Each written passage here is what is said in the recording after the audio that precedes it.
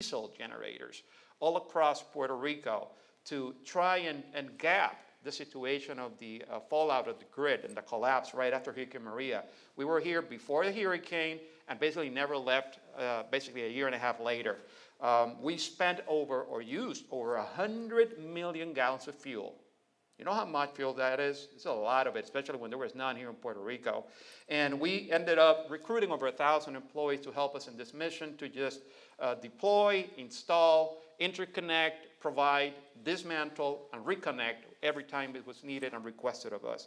It also gave us the opportunity that actually we're able to develop as a pilot program with the Corps of Engineers to set up even 9 microgrids in different regions in Puerto Rico, including Vieques and Culebra, where a very big diesel generator was actually providing power to multiple locations and critical infrastructure while we were in the middle of the emergency. So as you can see, we lived through the event. Me personally, of course, being here, I was here living in Puerto Rico in 2017 and lived through it. So when I decided to join basically WSP right after Hurricane Maria and having seen what they've done for Puerto Rico, it just gave me more of a sense of purpose, right, in what we're trying to do, not now just here in Puerto Rico, but everywhere we try to help after the aftermath of these events. But coming back to the topics at hand, when we talk about the general root problems that we have with the objective that we have at this event, is that there's no doubt that everybody has an appetite, right, for the sustainable, resilient technological innovations that are coming out there. But, you know, we have a problem with deploying them fast enough to get them where we need to, where we have the real problems. We wish we had, you know, 1 gigawatt of solar power to install tomorrow in Puerto Rico. Well, that's not necessarily something we can do in a year to solve the problem. We have to face that reality and see how we can really be effective in trying to reach those goals. So I think that when you compare part of our experiences as WSP engaging in New York and Puerto Rico, one thing we do share, and I agree with Mr. Villar here, is that we have many things that we share, not just culturally and resources and people, but really we have aging, increasingly obsolete infrastructure, especially in the T&D side, that is very vulnerable and outage prone. And we saw that as recently as last Monday. And I know everybody's trying to do their best, LUMA's trying to do their best, but we really are carrying a big load of challenges as we move forward. So basically, how do we together work to find that solution that we're going to provide that clean distributed power for generation and service? That's part of the things that I would like to propose here to the team today. And you know, when we talk about what is the obstacle of us reaching our goals, you know, sometimes these people and entities are hesitant. They don't want to try new things.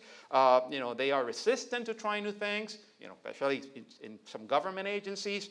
But we need to try to teach as we preach and execute how newer and innovation with the new technologies that are out there could be even more successful in sustainable, resilient solutions that could be even over its life cost, become more cost effective than what we have right now.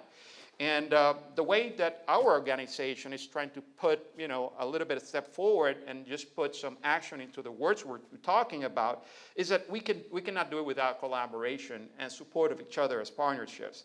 And in that process and engagement, we've had several experiences, but going back to the emergency event in Puerto Rico, which really was the seed that drove us to new programs that we're putting into collaboration and innovation, was that we created with Puerto Rico, and this has to do with the engagement that we had with our good friends from WestGen, and back in Hurricane Sandy, they brought to us, while we were providing temporary power in New York City, you know, part of it, like a pet project that we're putting together, this solar trailer that had a battery that they wanted to, you know, us to try out to charge our phones and equipment and things like that. So as our team in the emergency management effort saw this equipment and say, how can we better leverage this innovation into something that we can put to good use as soon as possible so it can become more the norm and less of an exception. So what we did is basically, once we realized that we were going to be here, not for a month, 2 months, or 3 months in Puerto Rico during Hurricane Maria, we called WestGen and said, guys, I think we have a situation here that's going to be lengthy. And I think we might have an opportunity to try something new with you and see how we can make it work. So that's when we brought them on board. We brought some solar power hybrid microgrids, and basically we kind of reinforce and redesign the concept of the trailer and put it in use in Puerto Rico in some specific facilities that became part of our give back program in Puerto Rico, where we were performing our temporary power contract we also supported those areas that were hit hardest in the upper part of the mountains in Bayamon and Macau, where we knew that power is not going to get there probably for 6 months or 9 months down the road, to provide them certain comfort. And that created an opportunity for an innovation of both teams to measure something that we thought it was a good idea and definitely was able to be demonstrated of its effectiveness. And that effort eventually led to a more ample support structure within WSP with the leadership of Tom Lewis, where we are now developing this program called Emerging Growth Partnership, where we're bringing in innovative partners that want to try, not just basically startup type events, but want to really try to market technologies, especially in the climate resilience and sustainability market. And that is going to help us bring in and put in practice and recommend some of these innovations and help give direction in some of the engagement that we have in different elements that we execute in our practice in WSP, but with real tangible innovation that can definitely help us close the gap between innovation and the needs that we have in our markets, okay? So this particular facility is basically, this is what we're talking about, so you have a sense of what we're using. That is basically the mobile unit that it basically opens up like a flower. It basically comes like this, and you can haul it with a small pickup truck and take it wherever you need it, and you open it up, and basically you have the equivalent support of be a 25 kilowatt genset for the needs of, let's say, a small commercial building. Here in this particular case, we were able to set it up in that facility in the upper mountains in Puerto Rico. We installed several units in series, and we provided facilities to Perla de Gran Precio, Hogar Pequeño Joshua, an elderly home up in the mountains. We kind of connected all together of those facilities and created kind of a small microgrid for them without no cost. It's basically part of our effort to give back under the circumstances. And we tested the program, we put it to use, and we were able in 3 months to show, not just the Corps of Engineers, but some of our partners, that we were able to save over $18,000 just in 3 months, just doing nothing except doing this, setting up these units in fuel and services in a very short term. Imagine what we can do, we scale this up, in a monumental stage when we have multiple events in, of course, more efficient, resilient elements as we engage with this type of innovation, and we keep improving as we move forward. And that, of course, then led, that experience with WestGen and the success it had and showcasing it a little bit even further in different markets, we are now, expanding it. We now brought in 4 new team members that are going to be collaborating with us to try out and implement some of their innovative solutions in the climate resilience and sustainability markets, where we are not asking anything. We're not going to buy these companies. We want to make sure that we help them grow. We show them and expose them to the needs we have. This is the website that any of you can go and refer, potential innovation proponents, so that maybe we can partner. Biotech is proposing new hydrogen fuel applications that our energy teams are looking at, for small fuel cells. FIRA is trying to do some important things with carbon negative aggregates for construction and so forth. So we are now trying to not just say that we're going to do innovation, we're bringing the innovators with us under our wing and help them, show them what the reality of the market is and how we can really adjust it to really serve the purpose and the needs in a more sustainable and resilient way. So what are the benefits, right, and the consequences of addressing or not addressing this obstacle of implementing innovation? Well, if we can tell you the benefit is that if we can bring innovative solutions into a process that is existing and a problem that's existing, we can really shorten the gap, right, of its implementation into potential opportunities. And just trying pilot programs can definitely lead us to potentially providing an opportunity for these companies to grow quicker and have newer clients and even have global reach for growth and solve needs that we currently have as a problem, and demonstrate that over its life cycle, all that this solutions that we're proposing are definitely more cost effective than perhaps what we have right now in existing. So what is the consequences? Well, we do nothing, and we just keep doing what we're doing. We keep using the same diesel generators, contaminating the environment, impacting negatively whoever we're impacting. You know how complicated it is to operate a diesel generator in the middle of an emergency. And those of us that lived here in Puerto Rico know the sound at night, how bad it is, and sometimes how the smoke of those diesel generators can really impact the health of the communities where you're living in. So not just seeing not doing anything is just not the solution for this. So our proposition really as a final statement is that when we look at, regarding critical infrastructure and how to achieve a clean energy, equity, and a resilient objective, a critical obstacle to collaboratively overcome is to try to break the prevalent resistance of being active partners in and advancers of emerging, more resilient, sustainable solar hybrid microgrid technologies where the business case can be made that they are feasible, cleaner, and cost-effective over the life cycle, despite sometimes some initial higher capital costs. But demonstratively, it can be an option for substitution on some of the current solutions that we have in market to eventually provide a more sustainable and resilient solution to the needs of some of the situations that we're facing as an industry, especially here in Puerto Rico.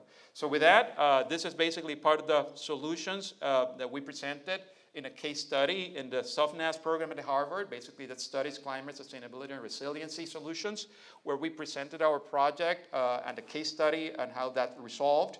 And it was basically, I would say, supported by the Harvard committee that evaluates these technologies as something that definitely shows the leadership, the vision, and the integration that we want to have of more reliable and resilient solutions and sustainable solutions into real problems and provoke a real change in the way we've been doing things for many years to see if we can evolve into a solution moving forward to some practical equipment like this one. So with that, I think that we have presented, and would like for you to be aware that we believe that solutions are collaboration through innovation can definitely provide the solutions that we need, not just for Puerto Rico, but for many of the markets that we need to face together and bring new innovation and solutions. So with that, that's our Puerto Rico team right there with the equipment we set up in Puerto Rico, and we'll be happy to collaborate in the session later and see how better we can improve what we've been able to set up in WSP and expand it with the group and motivate you to provoke change and bring innovation and embrace it to provide the solution that we need for our communities. So thank you so much.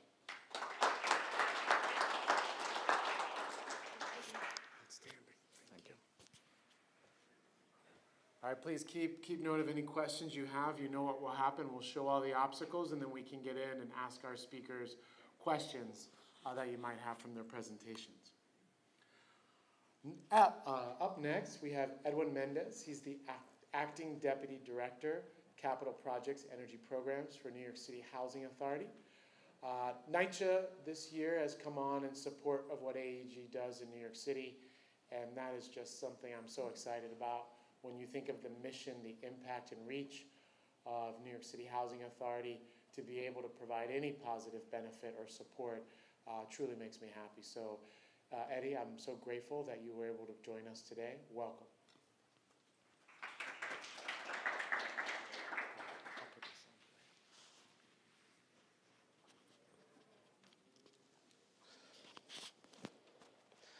So thank you. Glad to be here. So I'm Eddie Mendez from the New York City Housing Authority, NYCHA. I've been with the authority for over 15 years, that entire time in various instances of what the Energy Department is, and we are now part of the Capital Projects Division, making a real impact on NYCHA's decarbonization goals. So as you heard before, New York City passed in 2019 Local Law 97, which requires buildings over 25,000 square foot to reduce carbon emissions by 40% by 2030 and 80% by 2050. How do you do that with our aging infrastructure? So most of our systems are campus steam boilers. Operating on natural gas for space heating and domestic hot water. The boilers have likely been replaced since that time in the 40s, but it's the same technology that we're using to heat our buildings. And it's not just the boilers. Our aging infrastructure with underground steam leaks and all the way into the apartments with the radiators, that is very difficult for us to maintain. So we realized to decarbonize our systems, we had to electrify our facilities. So our early electrification efforts was a split VRF system, a pilot at just 7 units out of our hundreds of thousands in a facility in the Bronx. It was very invasive to our tenants to doing this type of installation. It required multiple apartment visits, in some cases up to 10. And we realized to do this on a larger scale, that would not be possible with that type of system. It was also much more costly. It was $23,000 per room, and that is nowhere near the same cost that we, replace our systems in kind, replacing a gas boiler with a gas boiler. When we were doing this work, though, we came across a PTAC type unit that is normally installed through the wall. We installed it in a window at the management office of this same facility, and it worked. It was providing, heating for that space as well as cooling. It's not meant to go through the window, and we don't want to poke holes in our walls, so that led to our Clean Heat for All challenge, which we've partnered with NYSERDA and with the New York Power Authority, NYPA, to go to the market and ask manufacturers to develop a cold climate window heat pump that can be easily installed into our facilities. This will limit the apartment entries. It's can be a simple install as putting in an air conditioner would be. And that can be done by our residents as well. So we had to, create a big enough carrot for the manufacturers to be interested in this. So we have put a carrot out there of purchasing 23,000 of these units to be installed in 6 of our facilities.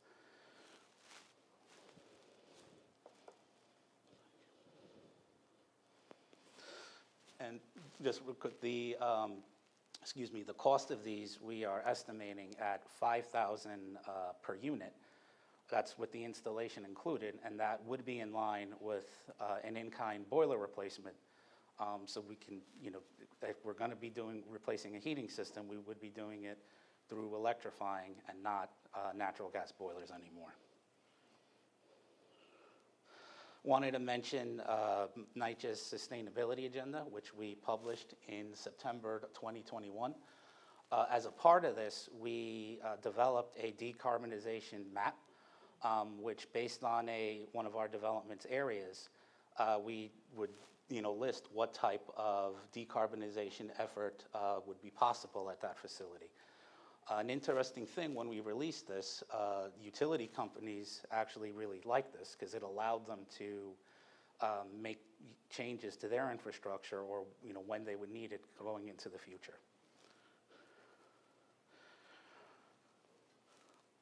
So again, the going with the mission statement, we have to stop doing our in-kind replacements, and right now the challenge is the cost, because if we don't come up with technological solutions that are in line with what replacements we're doing now, we'll never change. This has happened before with NYCHA. In the early 90s, NYCHA partnered with NYPA as well back then and did a similar challenge for an energy efficient refrigerator. That challenge ended up resulted in the first Energy Star refrigerator that has continued on the market to today. So we've done collaboration, obviously, with NYCHA side and other PHAs. There's enough infrastructure for us to help change the market. Thanks, everyone.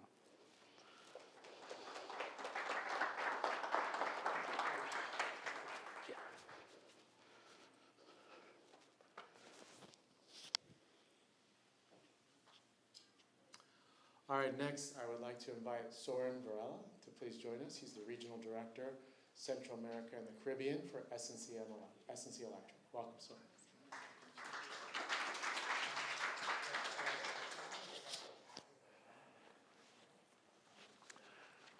Morning, everybody. So as HG said, my name is Soren Varela, the Regional Director for the Caribbean. I'm based here in Puerto Rico, born and raised here. I was here in the 2017 hurricanes. And you know, we bear the scars collectively here in Puerto Rico of those events. So from our point of view, there are certain things that are key here in Puerto Rico, and they are interconnected one to each other, and we are making great strides as far as sustainability, and that's enabled to a certain degree by the regulatory framework, and that certainly is also pushed big time by the climate change. And by climate change, you know, the intensity and the frequency of the hurricanes going up is directly tied to that. So that's, it is an area that will drive many of the decisions being made and applied by both LUMA, the regulator, as well as the common Joe from on his house. So that all three of these things are key. So as far as sustainability goes, there is a clear trend moving towards renewables, as has been discussed here. There are several tranches being worked on by PREPA and PREB. So that is clear. There is the policy of the government is 100% renewables by 2050. How are we going to get there? It's a good question. I think as time goes by, the different stakeholders will figure out the way to do that. And that was the intent of the policy. When the policy was put out there to 100% by 2050, a lot of people said, well, that's impossible. You're going to lose the stability of the system.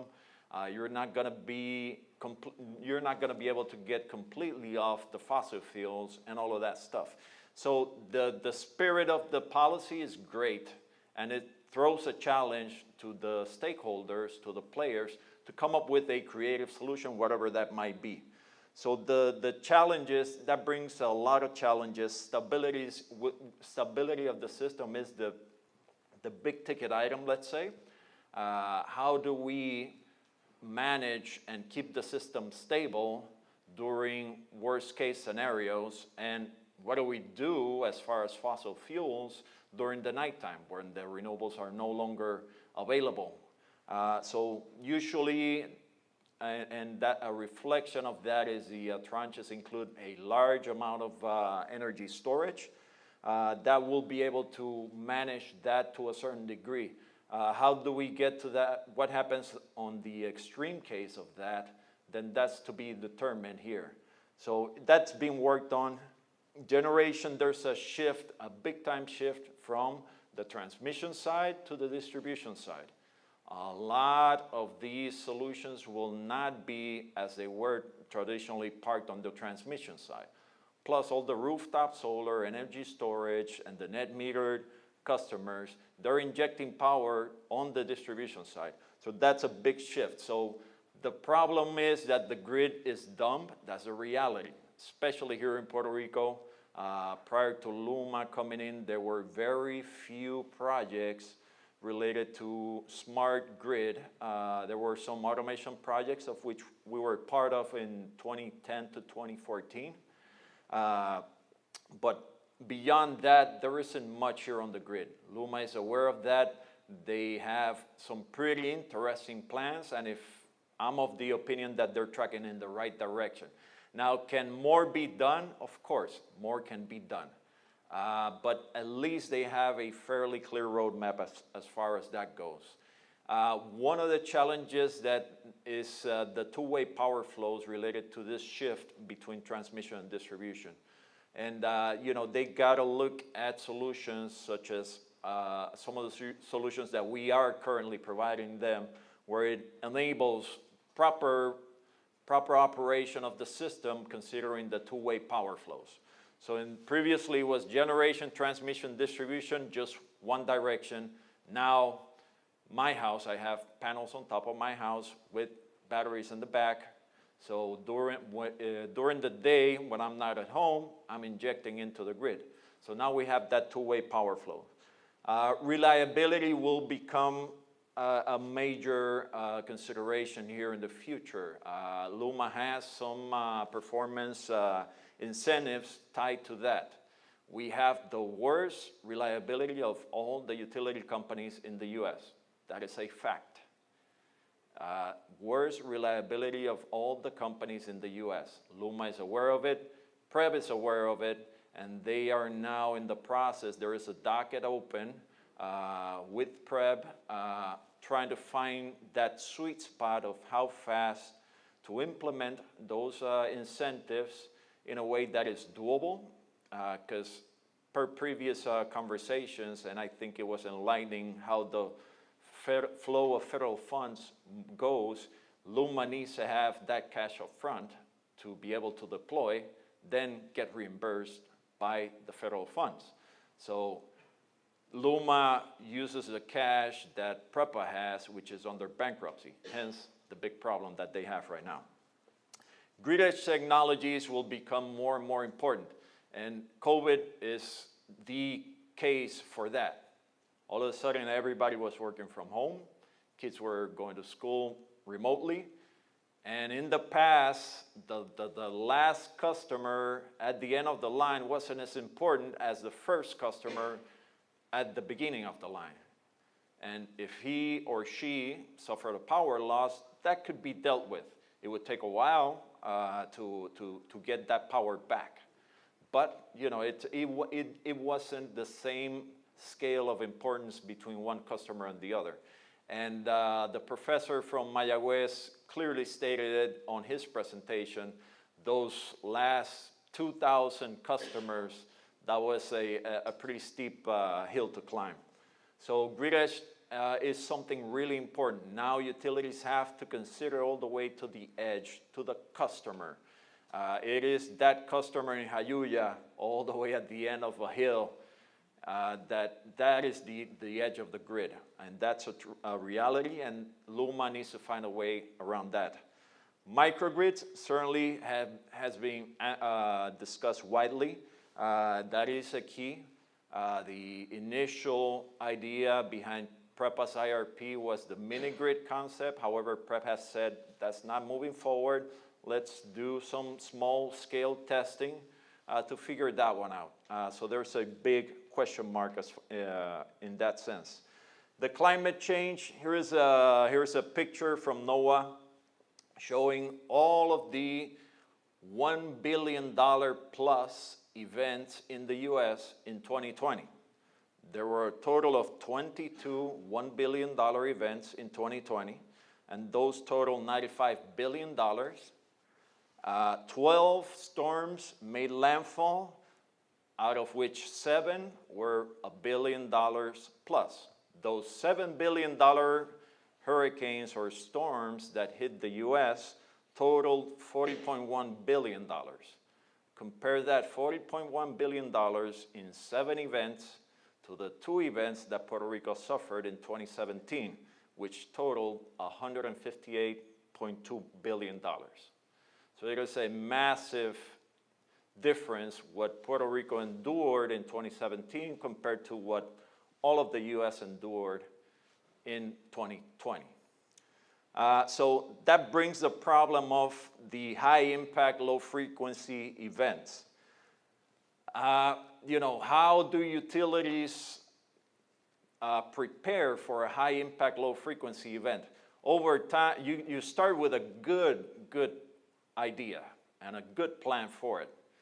But how about 5 years down the road? How about 10 years down the road? Do I have a justification to keep that stock that I'm keeping in case of a high impact, low frequency event? Is it justified there? And that's part of what happened in 2017. PREPA was caught with historically low stock inventories. Why? Because it had been Georges. In Georges, it was almost 20 years to the day, close to 20 years between major events in Puerto Rico. On average, we would get hit about every 10 years by a significant event. So the frequency was so low that everybody got complacent, and now 2017 happened. So that's a challenge. Grid modernization is key to resilience. And I'll give here the example of Florida Power and Light.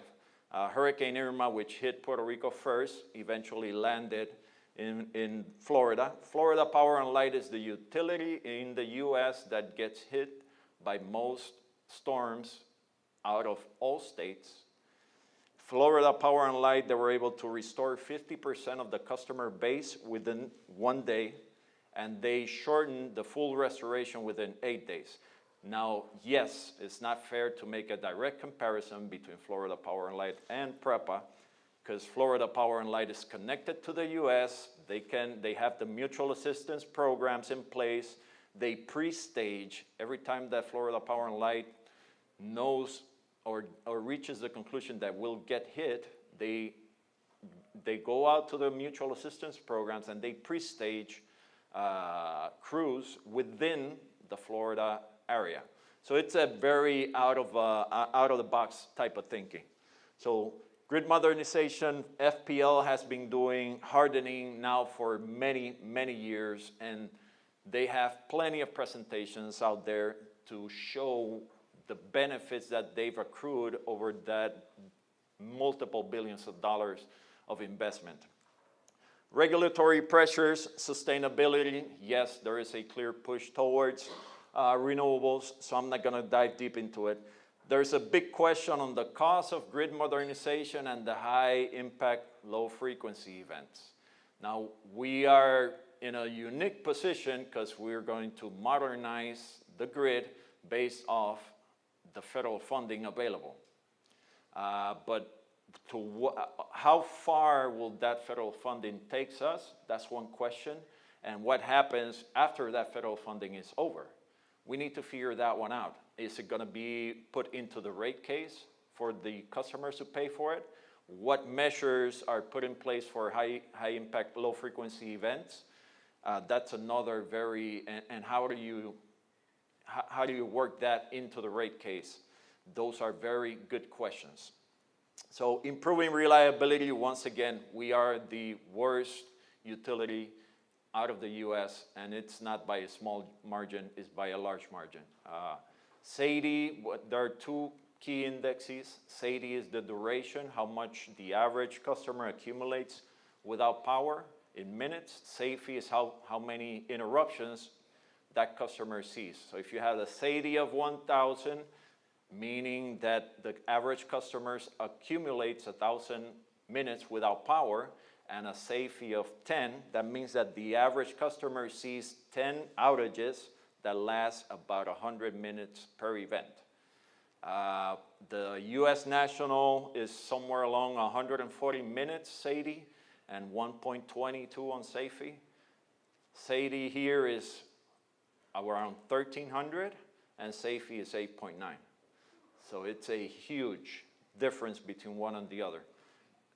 LUMA seems to have a clear path forward, and we are certainly supporting them. The high impact, low frequency, some of the stuff that is that, you know, utilities need to find a way to engage the stakeholders, suppliers and solution providers. We are a stakeholder. We are there, and we are there to support, and we want to support. So an agreement where a supplier has local inventory that gets rotated through the normal day-to-day purchases that the utility does, that's one solution. There are many ways to tackle that, but forward thinking needs to be done. And another big change is a shift from the traditional utilities to eventually a DSO. Right now, LUMA, because of the OMA agreement, has a unique situation that you can sort of call a performance-based regulation, but it's not exactly that. But eventually, we think as a company that they will move to a DSO. Basically, a DSO is a distribution system operator, and their job is just to keep your voltage levels correct, and make sure that you have voltage. And how you incentivize that is very different than a performance-based regulation. So that's the future. I know that the commissioners from PREB are looking at that. They are very well informed. I've interfaced with them several times. One of the commissioners will be here in the afternoon, right? Correct. So those are our thoughts here. So regarding critical infrastructure to achieve clean energy, equity, and resilience objective, a critical obstacle to collaboratively overcome is leverage the collaboration between the stakeholders and the technologies. I know that is very simple, but there's an elegance in simplicity. And those are key. You can have all the plans you want, but if you're not engaging the stakeholders and you're not selecting technologies that will get you there, guess what? You're not going to get there. So that's it from my side. Thank you.